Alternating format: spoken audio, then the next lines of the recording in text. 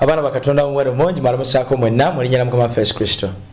Njagala okwebaza Katonda atukumya atwabiridde n'atukuma era n'atuleeta nate n'unakola nga kyasomoka ogw'obulamu.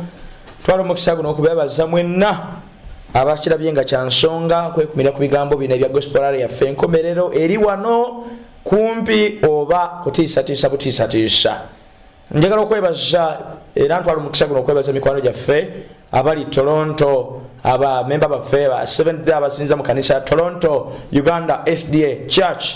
Mwebale nnyo mwebale ddala olwokulaba ng'enteekateeka eno egenda maaso. Nebaza management ya Prime Radio mwebale nnyo mwebale ddala mukuluje Musebo Musumba Nyende n'abalala mwenna mwebale okulaba ng'ensonga zino eza gospel area eno zigenda mu maaso. Tukyali wansi w'omulamu ogamba nti enkomerero eri wano kumpi oba kutiisatiisa butiisatiisa. Njagala okubebaza mwenna abawaddeyo obudde abawaddeyo ebiseera byammwe kuli ebigambo bino ku 91.9 Prime Radio Kampala, 94.6 Prime Radio Masaka. Nembebaza nammwe abali ku Facebook, abali ku mutimbagano gwa YouTube, mwebale nnyo mwebale ddala olw'okuwulira ebigambo bino n'okubiyiga. Nsaba nno n'olunaku olwaleero tweyongere okuyiga mu ngeri enjawulo. Naye njagala okutegeeza gwe alina ekibuuzo kyonna kyonna.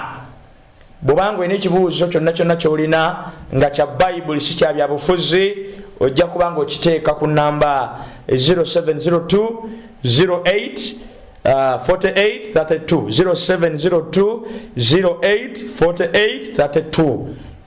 Namba ya Musumba Nyende John ojja kuba okiteekako ekibuuzo ekyo mu ngeri enjawulo. Wanaaba ayagadde okuyita ku mutimbagano gwa ku MTN ojja kukozesa 0777 770 emisanvu ena 19 214 era nayo y'Omusumba Nyende. Bw'obanga olina ekibuuzo kyonna nsaba okiteeke ku layini eyo. Oba oli awo 0705 166264 naye osobola okuyisaako ekibuuzo kyo nekisobola okuba nga kituuka eno ne tufuna okuddibwamu ffenna nga bwe tuyiga ate nga bwe tugenda maaso n'okulaba engeri tugenda okweteekateeka n'okubeera sitede mu biseera bino by'enkomerero. Nakubuuzaako si mulala ye mubuulizi w'enjiri ya Mukama waffe Sempira Martin. Neebaza Mukama olw'omukisa gwampadde okwogerako naawe okuyiga wamu naawe era nsaba mu kiseera kino ekyokuyiga kyaffe kiriko omutwe ogamba nti omulyango gwa Setaani. Tuli mu biseera bino by'enkomerero ng'omulabe Setaani ali mu kukola kyonna ekisoboka okulaba ng'alemesa abantu okusikira obwakabaka obw'omu ggulu. Tuli mu kiseera kino Setaani nga yeerembese buli wantu, yeerembese mu masabo, yeerembese mu nsi, ali mu mbeera nnyingi wabweru w'ekkanisa naye ate mugera enjawulo ne mu kkanisa nayo gy'ali. So olw'olwekyo kyansonga okutegeera omulyango wa Setaani omulabe Setaani gwagenda okukozesa mu biseera bino eby'enkomerero. Njagala kukusaba gwe nange nga tugenda mu kyokuyiga kyaffe kino twewombeeke olw'okusaba. Katonda waffe omukulu w'omuggulu twagala okwebaza nate olw'ettuntu lino erya leero. Tukwebaza bw'otwadde omukisa guno okubeera abalamu n'otuleeta leero kubaako ebigambo bye tuyiga. Kwebaza olwabadde bona bazaana beekumidde ku bigambo bino bya gospel area eno Mukama. Saba ekisa kyo n'okwagala kubyongera okubeera awamu naffe. Tuyigirize, tunenye, tubuulirire. Leka tugende okuvaano nga twengedde okutegeera ng'obulamu bwaffe bukyusibwa mu ngeri enjawulo. Ogulumizibwe obw'ekitiibwa naffe tuweebwe omukisa bulijjo ku bwa Yesu mulokozi waffe tusabye. Ameena. Bonna bwetegereza baganda bwene bannyinaze omulyango gwa Setaani ali mu kukonkona era akonkonera ddala. Bonna bwetegereza ebintu bize bibeerawo mu mwaka 1993 waliyo akakundi oba akabondo ak'abantu abawera ddala 39 akabondo ke bayita Heaven's Gate.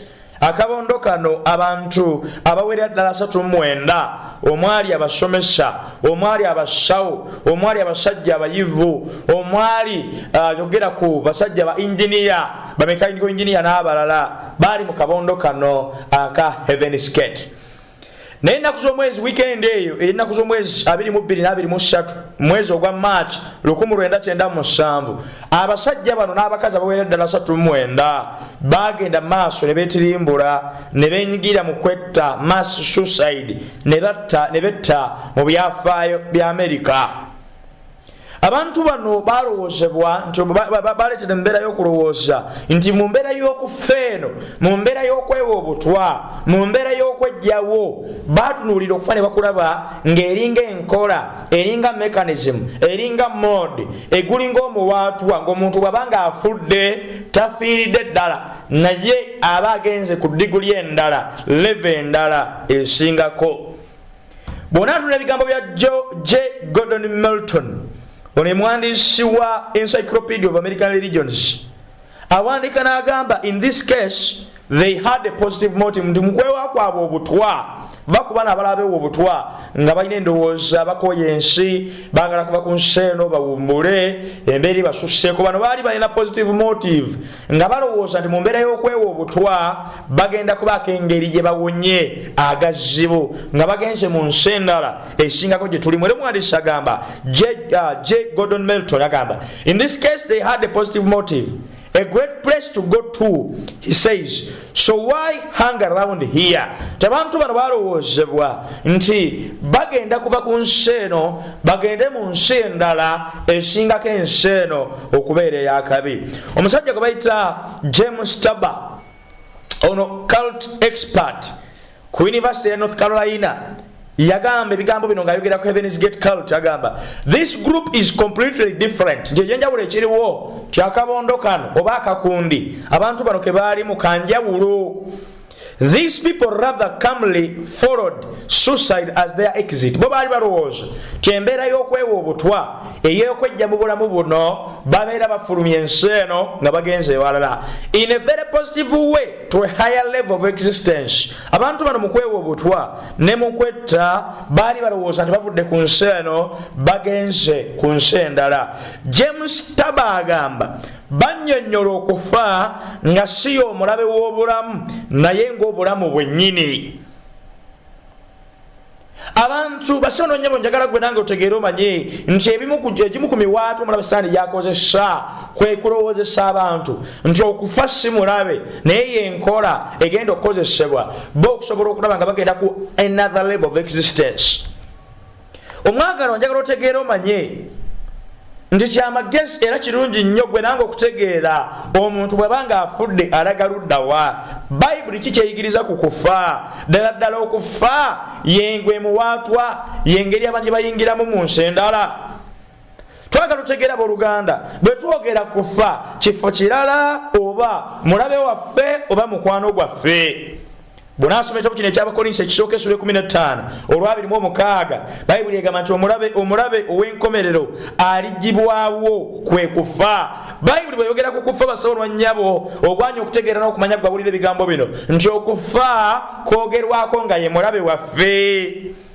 Naye ekyembi abantu bano abali mu bukundi abali mu buwondo obw'enjawulo obuteekeddwawo obujja abantu ku mulamwa n'osanga abantu nga bayigiriza abantu obutagenda kwegemesa, n'osanga abantu nga bayigiriza abantu obutalya mmere enfumbe, n'osanga abantu nga babakutte simanyi nangeri gye babakwata ku mutwe babanga be baloga ne babatwala eyo mu nsiko ne babatirimbula ne babawula ku maka gaabwe ku famire zaabwe ne babajjako amasimu ne bagaana okwewandiisa okufuna endagamuntu national ID ne bagaana okugenda mu malwaliro ne bagaana okufuna immunization ne bagaana okusoma. Tulina ekizibu ku mulembe guno eky'ebidiinidiini ebizeewo nga tebabuulira mazima nga bali mu byabwe.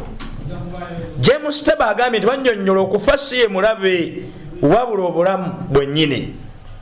Bonna bawetegereza mukana manyerera mpuliriza omulyango guno Sitaani gwakozesa okulaba nga abantu abalimba abaleetera endowooza muli ne babeera ne mindset enfu ku ndowooza yaabwe ekwatagana n'embeera y'okufa.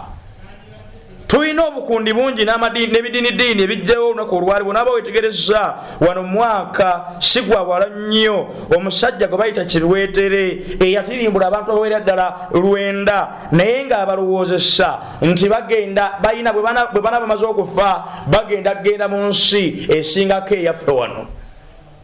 Bw'oneetegereza ebitoola bingi lipooti emu yalagibwa ku the cult of death akakundi akalala ak'omusajja gwe bayita Jim Jones. Ono yalowoozesa abantu nti bwe banayeteeka mu mbeera ey'okwewa obutwa yabookera mu gundi mu Guyana n'abaleetera okuba nga beewa obutwa ne basanga emirambo egiwerera ddala 9 nga bali awo bafudde nga balowooza tebagendagenda mu nsi esingako. Bw'ona bugenze mwaka 2012 ojja kusanga abantu abawera ddala 1000 abattibwa wansi w'obukulembeze bwa Kibwete kiwetere eyatandika endowooza restoration of the Ten Commandments, kiwetere cult, kiwetere Kiridonia, Mwerinde, Angelina ne Mugisha, Father Joseph Kasupireri ne Father Dominic, bano batandikawo ekibiina kyabwe ne baleetera abantu okubanga bafa mu mbeera y'akakundi.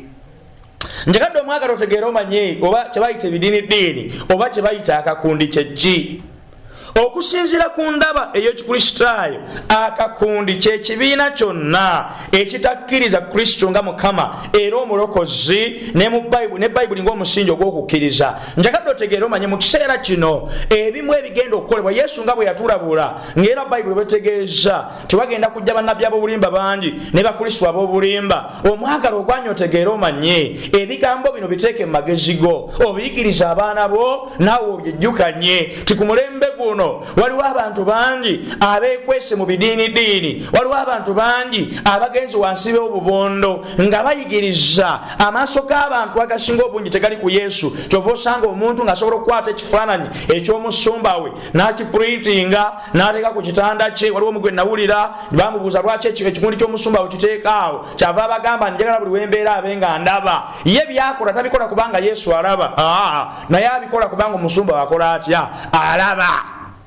Ku mulembe kuno n'ebiseera bino ebyemabegako twalaba omusajja eyali agamba nti Bayibuli tekyakola makulu, tekyalina kyegasa. Basabonwanya bino byonna bidiinidiini, these are cults ezijja abantu ku mulamwa ogw'okutunulira Yesu nga ye mulokozi waffe yekka. Era njagala otegeera omanye nti ebifaanana bwe bityo mu biseera bino eby'enkomerero bigenda kweyongera. Abantu bangi bagenda kutandika bidiinidiini. Sitaani agenda kusitula abantu abakola ebyamagero, agenda kusitula abantu abakola ebikolwa ebitwali bya bulijjo, abalabika nga ab'amaanyi, ababuwa obutambala abantu ne bagwa, abasamba ebipiira abantu ne bagwa. Naye nga mu bino basabona bannyabo aluubirira kuzikiriza abantu ba Mukama. Yesu tebamutunuulira nga kyekitangaala, naye amaaso gaabwe nga bagateredde ddala ku bantu bano be bayita abasumba, be bayita bannabbi, be bayita baaposo, nga bakwata Bayibuli n'ebigambo bya Yesu ne babijjawo ne bateekawo eby'omusumba. Tebakyagamba nti Bayibuli bwetu bwegamba, naye nga bagamba nti musumba wange agamba bwati. Era abantu bangi bafiiriddwa amaka gaabwe lwa basumba bwabwe lwa butasoba Bayibuli, kubanga bo tebagamba nti omusumba yagambye, tebagamba nti Bayibuli yegambye, naye bagamba nti omusumba yagambye.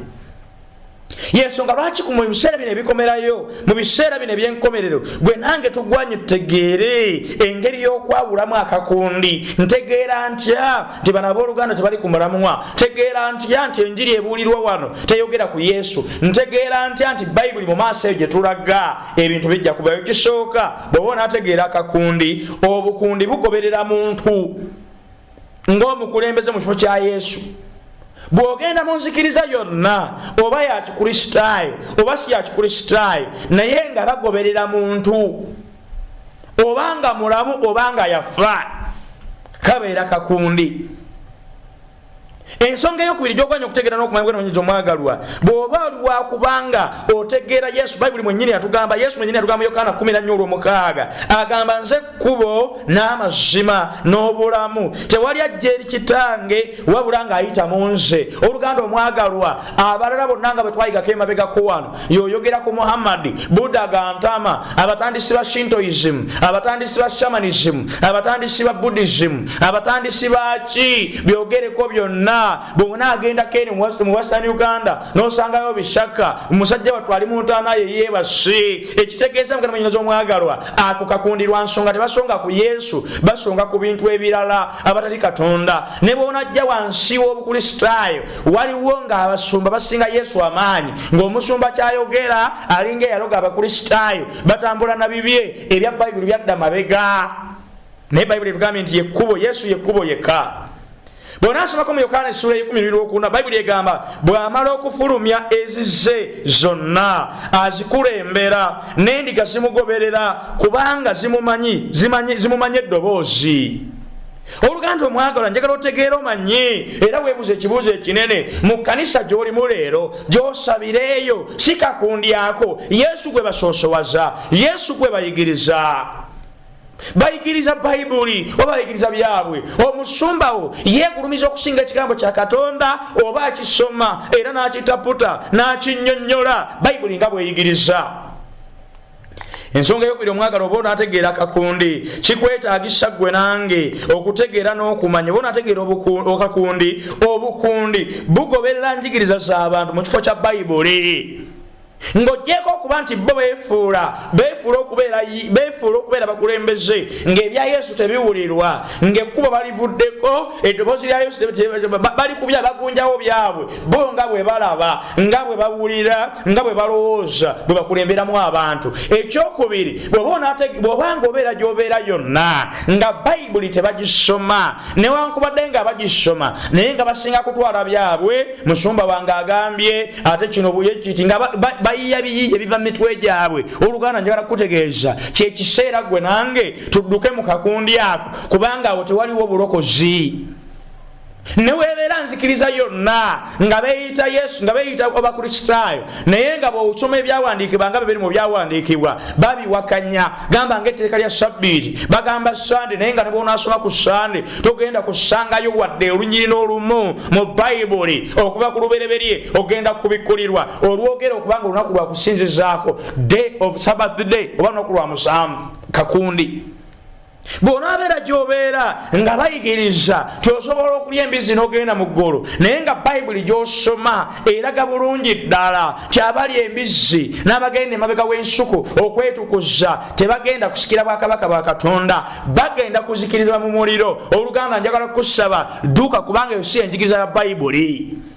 Bw'onaabeera mu nzikiriza yonna nga bakuyigiriza nti okubatiza kwonna osobola okubatizibwa ng'otuula ku ŋŋoma, basobola okubatiza ne soda, osobola okutulinnya ku muliro, osobola okukola byonna, basobola okubatiza abaana abato nga tebiri mu bayibuli. Bassebo n'abannyabo dduka ove mu kakundi kubanga tewali bulokozi awo. Bw'obanga obeera gy'obeera mwana mwagalwa nga bakuyigiriza nti obutuukirivu obubwo ogenda bujja mu bikolwa mu mbeera y'okulamaga, ng'obutuukirivu obubwo ogenda bujja mu kutambula, kwekuba miggo, kwerumya. Njagala kutegeeza vaayo mangu nnyo kubanga teriyo mazima ga bayibuli. Omuntu yenna aba awantu wonna nga bayigiriza byabwe si bya bayibuli, oluganda njagala kukulabula va mu kakundi kubanga ebyafaayo by'emabega biraga nti obukundi buno ababukulembera beenoonyeza byabwe, ababukulembera babeera bagulawo omulyango gwa Setaani, ababukulembera bakulembera abantu mu kuzikirira. Kyova olaba mu kanisa emu omusumba asobola okufunisa endiga abakazi abawera ddala 4 mu kanisa y'emu embuto newebuuza maani pawa amugjawa kubanga kakundi. Bayibuli yennyini tegeeza mu kitabo kya Yokaana 17:17 balimanya batukuze mu mazima kubanga ekigambo kyo ge mazima. Abantu bano bwebetegereza batandikiriza mpola nga balaga kati bwotuna kibwetere yatandika mpola nga alaga nti tukomawo eri mateeka 10 ga Katonda naye byagenda okuggwera ng'ataddewo ebigambo bye. Ensonga ey'okusatu omwagalwa bw'oba onaategeera akakundi ng'oggyeko okuba nti omukulembeze waabwe adda mu kifo kya Yesu nga Yesu tebamulabawo, omusumba byagambye, apooso byayogedde, omukulu byagambye, alabibwa nga Katonda, alabibwa nga ye mukulembeze yalina obuyinza obwenkomeredde kakundi. Namba 2 tuyize ne tulaba bw'obeera mu nzikiriza yonna nga tebagoberera bayibuli bayinza n'okuba nga bagisoma naye nga si gye baliko ennyo bayisaawo byabwe. Gamba ng'etteeka erya Sande kwesinziza bifaananyi. Yesu nga bamugjawo dda mu kifo ne bateekawo Mariya n'abalala. Njagala kutegeeza oluganda eyo teriyo obulokozi ako kakundi. Ensonga ey'okusatu bw'abanga bakubiriza abantu okufaanagana ennyo ng'akabiina, gamba nga bambala kkala y'emu, ensala y'enviiri, beesazeeko abeewaabwe ne badda mu mbeera nga buli omu emmere gye balya enneebaka enkola y'ebintu babeera nga basibe, babeera nga abaana ba ssomero nga bakolera eddala ebintu mu ngeri kumpi y'emu. Buli mulala yenna akikola nga bateekeddwamu endowooza erowoozesa abantu ndi kino nkikola kubanga omuntu omulala yenna akola atya akikola ako kakundi.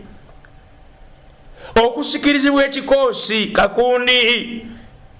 okufugibwa endowooza y'omulala nga gwe tolinamu wadde omukisa ogw'okwerowooleza nga buli kimu musumba we yagamba tolinamu freedom of choice. Eddembe lye baalitwala ojja kwambala bwoti, ojja kulya bwoti, omwana mutwale gundi, omusajja muveeko, kati funa omulala, kati genda ku family planning oba muzaaleyo omwana omulala, ng'obulamu bwo bulinga bwalimu oti. Bw'obanga ekkanisa yo bwetyo bw'eri ewammwe nga bakontrolinga obwenkaniddeawo kubanga olowooza nti akulembera eno waliwo emboozi kinyi zetuwulidde, omwana n'agenda ebweru, sente gwoziweereza oyo, ate era bw'okomawo n'akugamba weegaana abeewammwe n'obeesalako, togenda mu ddwaliro, toyagala kumira ddagala, abalala balabanga basitaani, toyagala kumanya, amannyo gakyusizza, weefudde ekitagasa, basawo n'abanyabo, njagala kulabula oluganda, ako kakundi.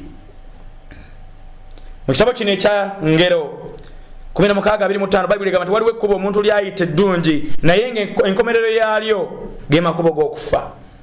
Abantu bangi bali gye bali leero nga beerabanga obw'omwoyo, beerabanga abasinza Katonda, beerabanga ensi yonna yava ku mazima, naye ng'ekyembi basobononya ekkubo lye balimu ly'ekkubo erikulembera mu kuzikirira.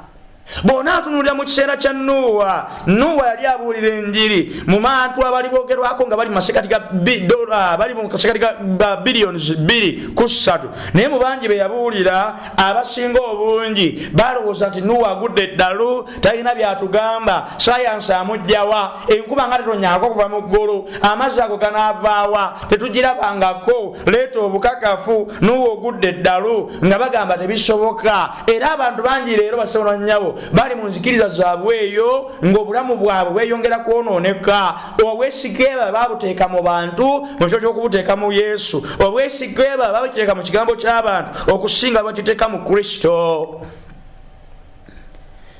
Baagala okufaanagana nga bulaba mu kiseera ky'abasajja bano Ababbulaniya abasatu, omwali Israel na Azariya abali mu biseera nga Nebukadneeza amaze okukuba eŋŋoma, alagidde abantu bonna basinze ensi bwetyo bweyagala okubeera. Ensonga ey'okuna njagala ogirona obwegendereza, obukundi bulimbibwa ku mbeera y'omuntu mu kufa. Ezimu ku nkola omulabe Sitaani zaakosezza ku mulembe guno kwe kulowoozesa abantu. Gamba ng'akakundi aka New Age mu mulembe guno omuli New Age cults. Abantu bangi balowooza teri kufa, abantu bangi balowooza omuntu Katonda, abantu bangi balowooza amagezi ag'okumanya bwe bulokozi, ndi gwe kasa weezuula n'otegeera n'omanya ky'oli gwe mwennyini mundamu gwe mulimu Katonda, mbu teri kufa, okufa tekuliyo, n'omuntu okubeera n'omuntu mu Katonda. Bino byonna bisobola bo Sitaani abireeta ku mulembe guno, akozesa obukundi obweraga nga spiritual. Abantu tebakyayagala kumanya mazima ga Bayibuli, ebintu bagamba kasi nze nga bwe ndaba, nze nga bwe neewulira, kasa buli omu akikola, Mukama bonna n'abazikiriza. Njagala kutegeeza omwagalwa, obukundi buno bulina omuwaatu ogwokuna gw'ogwanya otegeera. Bw'owulira omuntu ayigiriza nti abafu tebafiira ddala, nti osobola oteeka empeta ku kutuuko n'omusumba omu gwe mmanyi nammwe mummanyi, newankubadde yawummula ng'ateeka abantu empeta kutu kwabwe n'agamba nti yogera ne taatawo, yogera n'omwanawo. Ezo zonna akabonero namba 4 ke weetaaga otegeera n'okumanya ye ndowooza erowoozesa abantu omufu bw'afa tafiira ddala. Nga bwe nakutegeeza oluganda omwagalwa, Sitaani akozesezza enjigiriza eyo nti omufu bw'afa tafiira ddala okulimba abantu, okubajjamu amagezi ne beetundako ebyabwe, balina obusenge mu mayumba gaabwe. Oluganda agendayo ekiro eyo ne yeesobbeka, omukyala n'aleka eri, azuuka saa 9 za kiro, alina ennyumba gye yazimba emabbali, agendayo ekiro ne yeebaka n'omulambo kubanga alemeredde otegeera enjigiriza ey'amazima ekwata ku kufa. Omusajja gwe bayita James Taba akola statement agamba nti akabiino bakakundi kano, ayogera kali eri aka Heaven's Gate, abantu abogeredde 39 abafa nga balowooza nti babaneewo obutwa ne bafa. Okunywa obutwa n'okufa bakulabanga exit, omulyango ogufuluma ensi eno bagende mu nsi endala. Wulira ebigambo bino, akabiina kano ddala kanjawulo. Abantu bano basalawo okwetirimbula ng'omulyango ogubafulumya mu ngeri ennungi ku ddaala esukulumu eryobulamu. Bo mukwebwa kwabwe obutwa balowooza nti bwe banaafa gwe mulyango ogenda obafulumya okuva mu nsi eno ogenda mu nsi endala erabika nga eya waggulu. Bannyonnyola okufa singa mulabe wa bulamu naye ng'obulamu bwennyini. Oluganda omwagala awuliriza ebigambo bino njagala otegeere omanye ti sitaani ebimu byazimbyeko bya myaka amannyo byanywereddeko yenjigiriza yendowooza erowoozesa abantu nti babafa tebafiira ddala. Ekibuuzo kino twakinnyonnyola okwosa eggulo ne tulaba muganda mwannyinaze omwagalwa Bayibuli etegeeza mutabo kya Mubuulizi era etegeeza ne leero Mubuulizi 9:5 agamba nti kubanga abalamu bamanyi nga balifa naye abafu tebaliiko kye bamanyi. Oluganda omwagalwa teriyo ngeri ndala yonna abantu abaafa gye bayinza okukomawo okwogera naawe ekyo tekiriyo kubanga Bayibuli egambye kubanga abalamu bamanyi nga balifa. Bw'onaasoma mu Yobu essula y'omusanvu olunyolo lw'omwenda n'olw'ekkumi Bayibuli egamba ekirenga bwe kiggwaawo ne kibula bw'atyo n'oyo akka mu magombe talinyega kuvaayo taddenga nate mu nnyumba ye so n'ekifo kye tekimumanye nga nate. Njagadde otegerewo oluganda omwagalwa nti omuntu wabanga afudde talina ngeri gy'akomawo kwogera n'abantu balamu. Njagadde oluganda omwagalwa otegeere omanye nakuwa ekyokulabirako wano omusajja eyafa ng'alina ssente ku MTN mobile money obukadde 5 omukyala nga bumanyiiko naye nga temugamba pini. Musajja bw'amala okufa omukazi n'akuba mu mobile n'akubayo mu agent n'akubayo mu call center helpline asobole okulaba nga bamujjukiza ennamba agyeko ssente ne bagaana. Oluganda n'atuuka ku mbeera ey'okugenda mu ssabo asamirire omuzimu mbugukomewo gumutegeeze pini. Abooluganda baagalwa tegwakomawo. Lwaki? Kubanga abafu teboogera na balamu, tebalina kye bamanyi, ebirowoozo byabwe bibula, tebayinza kukomawo. Emizimu gy'abaafa tegisobola kukomawo kukyalira balamu. Sitaani ayagala olowooze nti emizimu gy'abaafa giyinza okukomawo ne gyogera naawe. Gamba nga mu nnyimba njabala yogera ku lugero, yogera ku nnyimba ezigamba nti oli muzimu nanja bumulondeke. Bino byonna muwaatwa bwegasotandika okulowooza bw'otyo nti omufu bw'afa tafiira ddala obeera oguddewo omulyango gw'ogenda okwejjusa obulamu bwo bwonna ng'oyogerezeganya ne Setaani. Yobu 14:12 agamba bw'atyo n'omuntu agalamira n'atayimuka okutuusa eggulu eritwalibwawo nate. Tebalizuukuka so tebalizuukizibwa mu tulo twabwe. Bayibuli etegeeza bassebo bannyabo nti omuntu afudde talina ngeri gy'akomawo. Kyava tutegeeza nti buli kintu kyonna omukono gwo kigula bw'okola okikolanga n'amaanyi go gonna. Abantu bangi balina endowooza enkyamu balowooza nti Sitaani akola bibi byereere. Era njagala okubategeeza abaagalwa ensonga lwaki abantu bangi leero bafereddwa balimbiddwa ogana yeetundako ebibye n'akwata miliyoni 10 amaze okujja kitundu kye 10 n'ekirabo n'asubira omusumba asabira omukisa n'amagamba kati sooka oleeteko 3 tuteeke mu kirabo kaleetako endala 2 nange empaya akakadde Mukama ndaga kino kubanga bo balowooza nti Mukama akola birungi Sitaani akola bibi byereere. Naye njagala okubalabula n'okubabikula ku maaso tundu lino erya leero mu kitabo ky'Abakolinso ekyokubiri essula ey'e11 olunyolo lw'e14 uli ebigambo bino n'obwegendereza. Bayibuli egamba so si kyamagero kubanga ne Setaani yeefaananya nga malayika ow'omusana. Oluganda omwagalwa njagala otegeera omanye nti ku mulembe guno Sitaani akoze obufere, alwazizza abantu, abawonyezza, akoze ebyamagero. Lekera okumulowooleza mu kkala za bbulaaka zokka n'enjeru asobola okuzigirayo. Era njagala otegeera okimanye Setaani bw'aba anaakulimba nga bw'otega omutego ng'otega enkwafunako omukisa ntuteka ku nkwale. naye bw'oba onaatega omutego guli kasooli osooka n'osuula kasooli awerako n'omusuula okuva enkwana we ziyinza okulabika nga zijjo we zibiikira oba we zizannyira n'ojja ng'ozitambuza ng'ozisuula kati n'otambuza ekinene kibeera kya kasooli ejja erya bw'eruma yeesooka tewali buzibu n'erumako ey'okubiri n'erya ey'okusatu n'erya ey'okuna n'etuuka ekiseera n'erowooza nti tewali buzibu kati bw'etambula ng'ebojja n'etuuka n'ewali omutego ne bagikwata naye nga mu birowoozo byo terowooza na kulowooza nti mu kulya kuno kwerya teriyo bya bwereere ejja kugwa mu katego. Njagadde otegere omwagalwa nti sitaani Bayibuli egamba nti so si kya magero kubanga ne sitaani yeefaananye nga malayika ow'omusana. Bw'aba atandika bw'ati ne bw'otula obukundi buno bwonna bw'atandika ku mbeera eyali eraga revival nga balagira ddala nti bwe bakola birungi sitaani asobola banyumizaako emboozi omusajja bajja ne bamukwata mu gavumenti emu ne bamukwata nga balowooza okuba nti agibega ne bamutwala ne bamujja ku mukyala we ne bamutwala mu nsiko eyo ne babakuŋŋaanyiza eyo gye babattira omuzimu gwe ne gukomawo the so-called muzimu njagala teeka mu quotation mark ne gukomawo ewaka ne guloosa mukyala we nti bamutta bulungi nnyo era n'atambula mukyala we n'akwata ekyalo n'agamba nti abaayi omuzimu gwa bba wange gwaŋŋambye nti bamutta ali mu kifo gundi ne batambula ne batuukayo nga waliwo obuwanga bungi. Omukazi bw'atuuka awo ekyomukisa omulungi andapaati ya bba we yali agimanyi nga ya ready era agenda okukebera mu buwanga obuli awo obwali awo nga babajjeemu engoye basigadde mu bokisa na nika yagenda n'akebera n'alaba andapaati ya bbawe nga agimanyi n'azuula era nga magumbagumba ga bbawe era nabagazeeka. Muwuliddeko emboozi mbusimanyanga gwandoosezza oluganda bamuttireyo omuzimu ne gujja ne guloosa abantu mbu ne gumuloosa ekituufu kiri nti bagenda okunoonya okutambulatambula gye batambudde yonna ne bamusaaka ku lubalama lwa nnyanja nga n'omulambo weeguli. Ebyo sitaani abikola kubanga si kyamagero ne sitaani mwennyini yeeraga nga malayika ow'omusana si kyamagero, it is not news.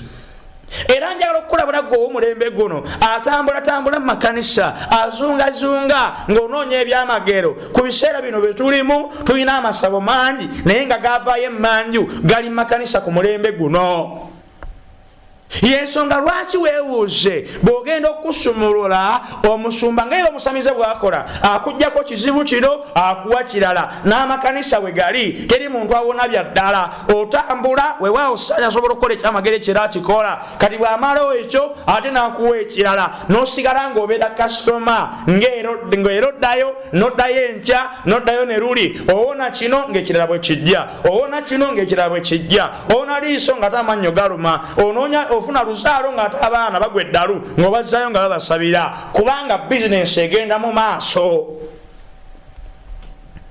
Kitabo kino ekyakubikkulirwa 16:14 Bayibuli egamba nti kubanga gy'emizimu gy'abalubaale gikola obubonero sitaani asobola okukola obubonero omwagalwa.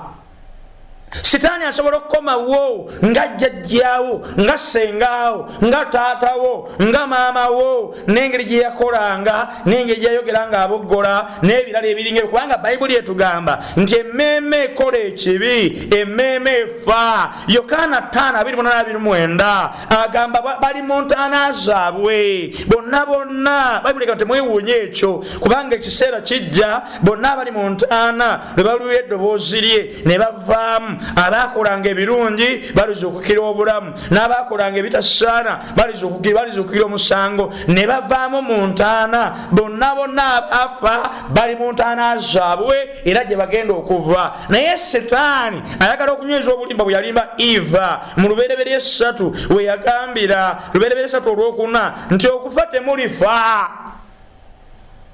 Bayibuli egamba nti omusolo ne gugamba omukazi nti okufa temulikola mutya. Sitaani agenze maaso ne propaganda we ayigiriza abantu abalowoozesa nti okufa tebagenda kukola batya. Ekisooka kya byonna Sitaani ayagala okulaga nti Katonda mulimba. Kyova olaba oteetegereza ensi ez'enjawulo omuli ey'Emisiri baziraga emigambo bonna agenda e Babuloni bonna agenda mu Roma bonna agenda mu Isiraamu bonna agenda mu Bubuda n'ewalala ne mu Bukristaayo bizzeeyo ng'abantu bagamba muteri kufa. Oluganda omwagalwa eyo enzigiriza nkyamu era bw'okola ekyo obeera okuggulawo omulyango gwa Sitaani.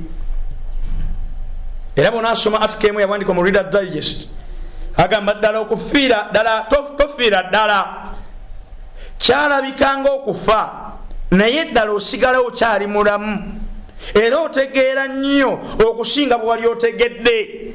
Enjigiriza eno ya bulabe era gwe mulyango gwa Setaani. Obusamize spiritualism ku mulembe guno omwandisi gwe bayita spiritualist gwe bayita E.W. Sprang spiritualist agamba nti obusamize bugamba nti abafu bamanyi nnyo okukira abalamu. Omusota ne gugamba omukazi nti okufa temulifa. Enjigiriza yonna eyigiriza ky'omuntu bw'afa tafiira ddala. Oluganda omwagalwa ya bulabe nnyo kubanga ebeera eggulawo omulyango gwa Setaani. Mu kiseera kino Setaani agenda kulimba abantu, agenda kujja mu kifaananyi kya Yesu ne bamalayika baba ekizikiza bagenda kujja mu kifaananyi ky'abamalayika nga balimbalimba abantu nti emyoyo gyabo basobole okulwa nga baleetawo ebyabwe n'enjigiriza enkyamu. Setaani asobolera ddala okujja mu kifaananyi ky'abaganda abaafa, bazadde bo, taata wo, maama wo, naye nga mu kyo ali mu kulukalukwe ayagala olabe nga gwe nange tuzikirira. Obusamize bugamba nti abafute abamanyi nnyo okukira abalamu. Mu kino nga ne mu bitundu bya Bayibuli ebirala Setaani ayogera mazima ate Mukama mbw ali mu nsobi. Obusamize omusingi gwabwo obukulu kwe kulowoozesa abantu nti omuntu tafiira ddala. Obusamize mu kiseera kino ekyenkomerero waliwo obusamize mu mugendo omujja kye bayita New Age, obwekukumi, abasomi b'emmunyeenye, waliwo abasoma ebibatu, okwefuusa, obulogo, obwa Setaani satanism n'endala nnyingi nnyo n'ebitabo eby'enjawulo ebikolebwa. Omusingi ogw'okusamira, omusingi ogw'obusamize bassebo bannyabo gwesigamye ku njigiriza ey'okuba nti omufu bw'afa tafiira ddala. Era njagala kutegeeza omwagalwa obusamize bugamba nti abafu si bafu. Empagi n'omusingi ogw'obusamize biri nti abafu bavunuka okufa okw'omubiri. Endowooza eyo gyekuume nnyo. Setaani agenda kukozesa bamalayika ab'ekizikiza abagenda okujja mu kifaananyi ky'abaafa, mu kifaananyi kya taata wo, mu kifaananyi kya maama wo, mu kifaananyi kyonna eky'omuntu gw'omanyi, mu kifaananyi ky'abamalayika ab'eggulu, mu kifaananyi ky'abayigiriza 12 ne mu kifaananyi kya Yesu. Setaani agenda kujja mu bifaananyi ebyo. J. Arthur Hill, Spiritualism, History, Phenomena and Doctrine awandiika bw'ati agamba nti empagi n'omusingi ogw'obusamize biri nti abantu bavuunuka okufa kw'omubiri. Era mu biseera ebimu mu ngeri zetutannaba kugerera ddala tusobola okuwuliziganya n'abo abaatulekawo. Obusamize buyigiriza nti omuntu omulamu asobola okwogera n'abaafa ekikondana ne Bayibuli ekikwatagana n'ekigambo Setaani kyagamba ku lubereberye nti okufa temulikola mutya, temulifa. Obusamize bugamba nti abafu bawuliziganya n'abalamu. Sir Oliver Lodge spiritualist naye agamba teri kufa mu bigwa biseera bingi njogera n'abafu. Endowooza yonna ekulowooza oluganda omwagalwa tosobola okwogera n'abaafa. Simanyanga olaba omuzimu gwa kojjaawo, simanyanga olaba gwa maama wo, simanyanga jjajjawo agambye nti manyanga mu bijja gye mwamuziika amazzi gamuyita mu nnyindo. Tegeera omanye Setaani akukuba akama ayagala otandika okusamira naye kuba Setaani mugambe vva wano. Tosobola kubeera jjajja wange kubanga jjajja wange yafa nekyo twamuziika mmanyiyo. Bw'ogenda maaso ne weetegereza basono nnyabo obusamize buno bugenze maaso nga busensera mu basawo Abaganda. Mu bintu ebikolebwa ku mikolo oli n'akwata omwenge n'ayiwako ku ttaka n'agamba nti bajjajja munywe. Oli n'akwata emmere n'atwala ku kibanyi n'agamba nti bajjajja mulye ku mmere. Naye bino byonna oluganda omwagalwa njagala kuwa kulabula Setaani agezaako okubikola leero. Bona asoma ekitabo omwandisi omu kyawandiika mu kitabo kye bayita olutalo olunene olupapula 5-6 agamba bangi bakulabikirwa emizimu gy'abalubaale ng'egibalakira mu bifaananyi by'Abenganda oba ab'emikwano nga gyogera obulimba obusinga okuba obwakabenje. Abakyaze bano oba abagenyi bano balyogera mu ngeri enseeneekerevu okubalumirirwa era balikola ebyamagero okweka obulimba bwabwe. Tuteekwa okuba abategeevu okuyimirira nga tunywedde n'amazima ga Bayibuli nti abafu tebaliiko kye bamanyi era nti abo bamalayika abalabika gy'emizimu gy'abalubaale. Sitaani yajja kyova olaba okuyita mu nnyimba ali mu kulimba abantu oli muzimu najja bumulondeke. Kyova olaba okuyita mu firimu, okuyita mu buwangwa, okuyita mu tradition ebikoleddwa ku nnyimbe kyoli baafiirwa n'akwata ebifaananyi byonna n'akola bw'ati. Waliyo amawanga nga batwala omulambo bakuba ekituli mu kisenge ne bagutwala kubanga tebalowooza nti afudde alaba ayinza okulaba omulyango n'akomawo. Abalala bagutwala mu zigizaga bagenda bagubuzaabuza teoluganda aleme kulaba gy'akola atya, aleme kulaba gy'ava. Bwe bamutwala bamutunuza gy'alaga so si gy'ava bw'ayinza okwetegereza ekkubo. Abalala oli bw'afiirwako mukazi we waliwo emisoso gy'akola, oli bw'afiirwako bbaawe manyanga yeepaadinga n'akwata ku bitundu by'omubiri n'agamba bbaawe tokomangawo ogenze n'alaamiriza. Ebyo byonna ebikolebwa mbeera ya busamize. Oluganda omwagalwa, oyinza okubanga mu ngeri mu oba endala wagenda mu bubondo buno nga tomanyi, oli wansi gw'amaanyi g'omulabe Setaani, olowooza nti abo tebafiira ddala. Kutegeezeza omwagalwa, ku mulembe guno gwe tuliko obusamize bwava mu masabo buli mu makanisa. Abantu basamira ebyaddala kasita owulira nga bayigiriza nti abafu tebaliiko abafu manyanga bategeera. Tusobola okwogera nabo manyanga omuzimu gwa jjajja, omanyanga ogwa kkojja, manyanga ogwa gundi gwe Sitaani nga bukyali kubanga gy'ayagala okutwala ayagala kuzikiriza. Bayibuli gye nsoma era naawe gy'osoma eyigiriza abafu beebase. Abafu bali mu ntaana zaabwe, abafu tebaliiko kye bamanyi, abafu tebakomawo waka waabwe. Ensonga lwaki Yesu aleese amazima gano naddala mu biseera eby'enkomerero kwe kubanga aluubirira ayagala gwe nange tufuuke baddembe. Oluganda omwagalwa, njagala kukoowoola, va mu buddu bwakutaddemu Setaani akulowooza nti emizimu gya ssenga gijja gy'oli, emizimu gya mama gijja gy'oli. Oyo Setaani awedde emirimu. Bamalayika abo ab'ekizikiza be baagala okubuzaabuza. Naye njagala okukoola oluganda olunaku luno olwaleero Yesu ayagala kusumulula, ayagala kujja mu bukundi. Kugambye oyinza okuba nga otunulira abafu b'emmindi nga balinga bebasamira bokka, naye naawe bw'oli leero musumba bw'atayigiriza Yesu nga yeegulumiza Bayibuli omulundi bw'asembayo kugiyiga tokyagujjukira, tokyakootinga byayo buli kiseera owoza. Musumba wange agambye njagala okusaba oluganda omwagalwa omulyango gwa Setaani tugugalewo leero.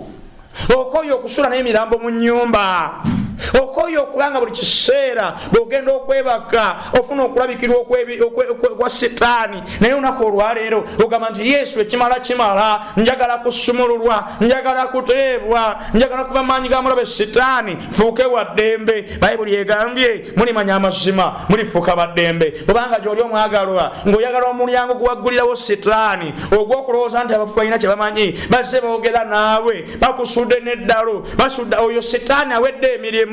Jangu omuleete maaso ga Yesu. Tosobola kugenda maaso kulokolebwa ng'otambula mu masabo ng'ogenda weeraguza. Yesu yekka yasobola okuwa emirembe gy'enkomeredde. Nange ng'omuwulizi w'enjiri njagala okusabira Yesu asobole okutusumulula, atufuule baddembe, tusobole okutambula nga tutambula mu mazima ne mu mwoyo. Kubanga gy'oli omuganda gwange omwagalwa, nakugambye ennamba ez'okukubako 0702084832. Kubanga gy'oli omwagalwa, sabbiiti eno ennaku z'omwezi 3 wano Prime Radio tulinayo okubatiza. Twagala ofuuke omwana wa Katonda. Yesu ayagala kwerokolera, ayagala kusumulula, akugye maanyi g'omulabe Setaani, ayagala oteebwe emizimu gy'ekika ekikusumbwa. Setaani awedde emirimu, manyanga kojja, manyanga senga n'ebirala ebiringa ebyo. Ayagala akulokole mu busamize obuli mu makanisa agali ku mulembe guno. Ayagala akulokole manyanga empewo zasiima ggwe, manyanga zalonda ggwe. Yesu ayagala ofuuke wa ddembe olunaku olwaleero